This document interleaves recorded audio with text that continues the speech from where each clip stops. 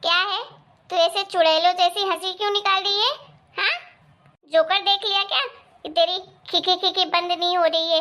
नहीं अम्मा जी, मैंने जोकर नहीं देखा। तू अपनी बत्ती सी बंद करी है कि नहीं? कि दो चमाट मुंह पे लगाऊंगी तो टूट जाएगा तेरे दांत।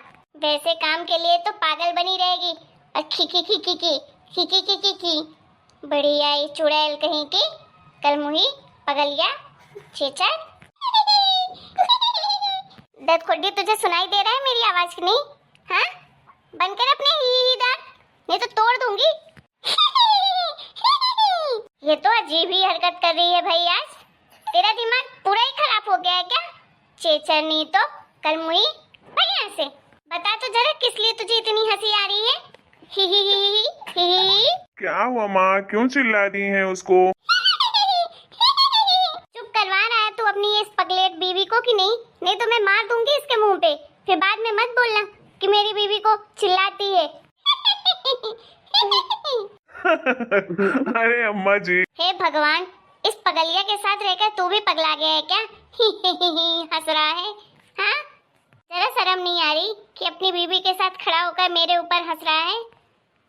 अरे अम्मा जी, माफ करिएगा, वो आप कभी ऐसे कपड़े पहनती नहीं है ना, और आज आपने सूट और सलवार पहना है, थोड़ी सी अजीब लग रही हैं, बस इसीलिए हंसी आ गई थी उसे भी और मुझे भी। देखिए ना जी, अम्मा जी जवान हो रही हैं, ठुमके लगाएंगे सूट पहन के। कुसुम चुप, ऐसे नहीं बोलते अम्मा जी के बारे में, गलत बात। ठीक है जी।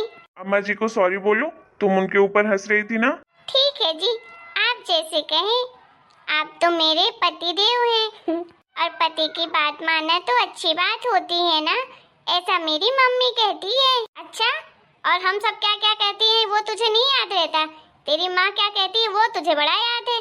अरे अम्मा जी, क्यों फालतू में उसके ऊपर भड़क रही हैं? आपको पता है ना, उसकी दिमागी हालत ठीक नहीं है। जब तक वो अच्छे से ठीक नहीं हो जाती तो प्लीज हम सबको ध्यान रखना पड़ेगा उसका। तू ही कर गुलामी अपने बीबी की, मुझसे तो नहीं होगा ये सब। ये दिमागी हालत क्या होती है पति देव? अरे कुछ नहीं, वो तुम्हें बस ऐसे ही बोल रहा था।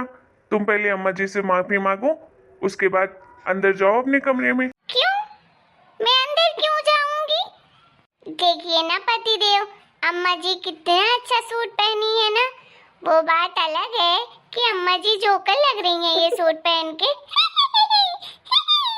ए, तू अपनी ये पगलेट बीवी को ना संभाल ले, नहीं तो मेरा हाथ ही उड़ जाएगा। ज्यादा मेरा मजाक उड़ाई तो।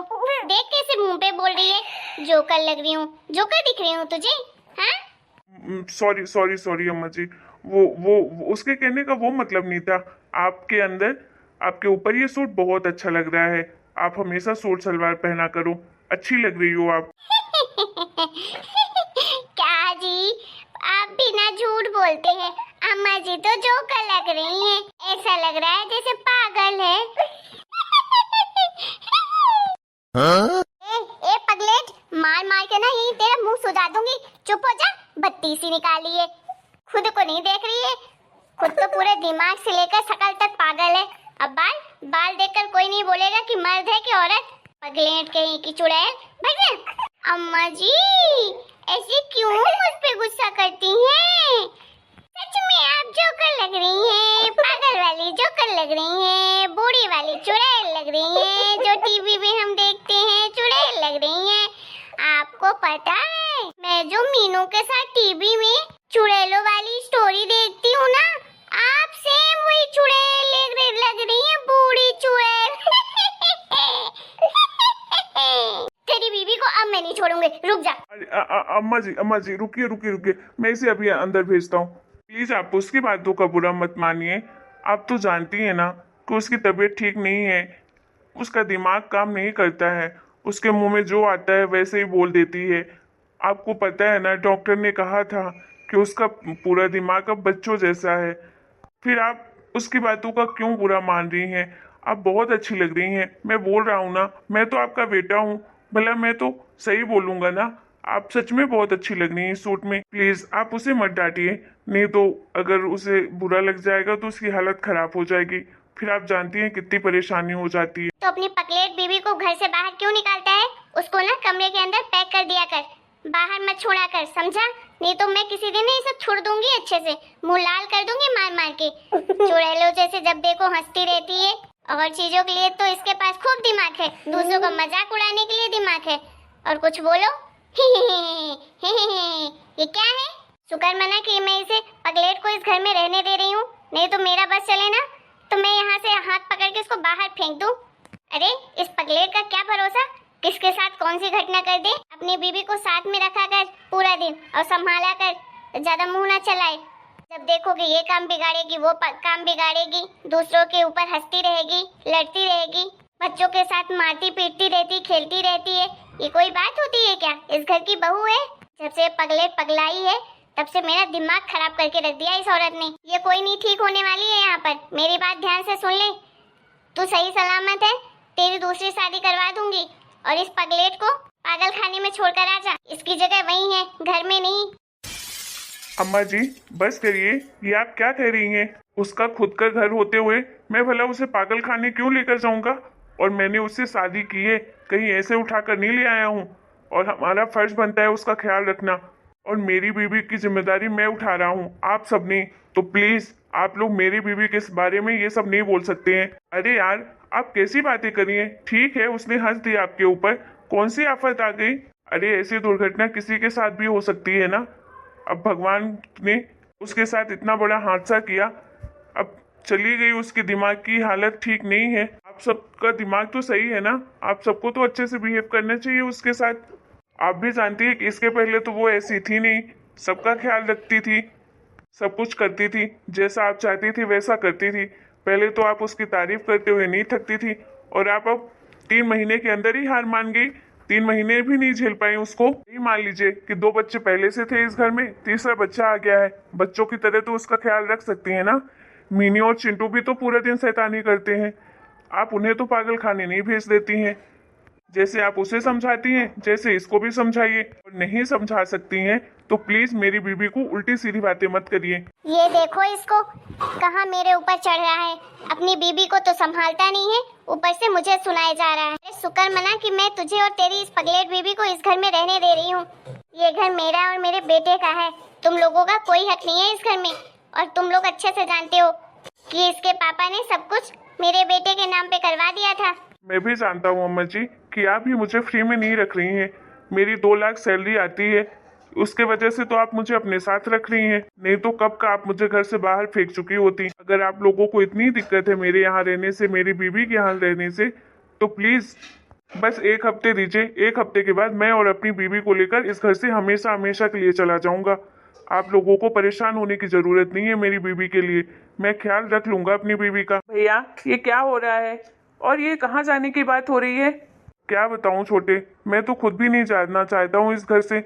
मुझे भी लगता है कि मैं अपने परिवार के साथ रहूं, लेकिन जब मेरा परिवार मुझे अपना ही नहीं रहा है, इतने सालों से नहीं अपनाया, सिर्फ वो लालच के कारण मुझे इस घर में रहने दिया जा रहा है, तो इससे अच्छा तो यही है ना कि मैं कहीं और अपनी दुनिया बसाऊं। क्या भरोसा कौन से दिन मेरे अपने परिवार वाले लात मारकर मुझे बाहर कर दें। भैया आप ऐसी बातें क्यों कर रहे हैं, और आपके साथ हम ऐसा क्यों करेंगे? आप इस घर के बड़े बेटे हैं, और आपका सबसे पहले हक इस घर में है, और ये घर आपका भी है। हाँ, मम्मी के कारण पापा ने सारी प्रॉपर्टी मेरे नाम पर कर दी थी, लेकिन मैंने सब कुछ अब आधा आधा करवा लिया है, आधा आपके नाम पर, आधा मेरे नाम पर। ये तू पगला गया क्या? मुझसे बिना पूछे ये सब तूने कब कर दिया?